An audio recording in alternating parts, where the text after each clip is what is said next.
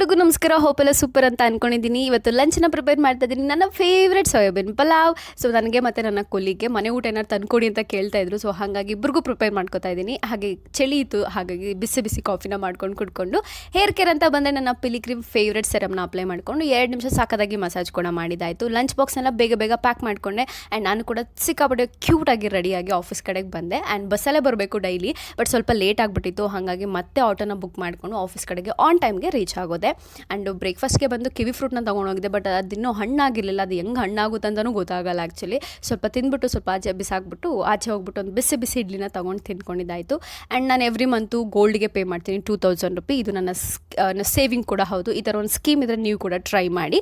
ಅದಾದಮೇಲೆ ಮನೆಗೆ ಬಂದಿದ್ದಾಯಿತು, ಕೆಲಸ ಎಲ್ಲ ಮುಗಿಸ್ಕೊಂಡು. ಆ್ಯಂಡ್ ಕಾಫಿ ಸ್ಕ್ರಬ್ಬಿಂಗ್ನೆಲ್ಲ ಫೇಸ್ಗೆಲ್ಲ ಮಾಡಿ ಒಂದು ಹಾಫ್ ಆನ್ ಅವರ್ ಬಿಟ್ಟಿದ್ದಾಯಿತು. ಆ್ಯಂಡ್ ಊಟಕ್ಕೆ ಬಂದು ಇಡಿಯಪ್ಪಂ ಹಾಗೆ ಚಿಕನ್ನ ತಿನ್ಕೊಂಡೆ. ಗ್ರ್ಯಾಟಿಟ್ಯೂಡ್ ಜರ್ನಲಿಂಗ್ ಎಲ್ಲ ಮಾಡಿ ಮುಗಿಸಿ ನಾಳೆಗೆ ಬಸ್ಸನ್ನು ಮಾಡೋಣ ಅಂತ ಹೇಳಿಬಿಟ್ಟು ತಡ್ನಿಕಾಳೆಲ್ಲ ನೆನೆಸಿಟ್ಟಿದ್ದಾಯಿತು. ಆ್ಯಂಡ್ ಸ್ವಲ್ಪ ಪಾತ್ರೆ ಎಲ್ಲ ಇತ್ತು, ಎಲ್ಲವನ್ನು ಬೇಗ ಬೇಗ ವಾಶ್ ಮಾಡಿ ಹಾಕಿದ್ದಾಯಿತು. ಇಷ್ಟೇ ಇವತ್ತಿನ ವಿಚಾರ. Thank you so much. ಈ ವ್ಲಾಗ್ನ ಫುಲ್ಲಾಗಿ ಕೂತು ಎಂಜಾಯ್ ಮಾಡಿದವ್ರಿಗೆ ಸಿಗ್ತೀನಿ ನನ್ನ ಮುಂದಿನ ವ್ಲಾಗ್.